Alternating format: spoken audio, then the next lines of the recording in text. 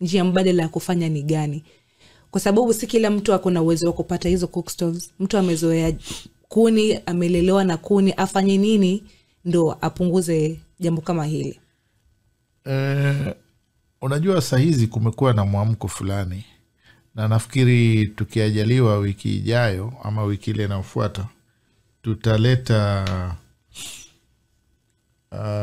mgeni ambaye yeye yuko katika mradi wa kutengeneza alternative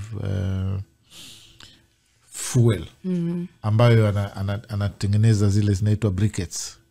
Briquettes ni sehemu ya mkaa ambayo unatengenezwa kutokana na waste, unaona. So hii ni njia moja ambayo sasa watu huku mijini utaenda pale utanunua briquette moja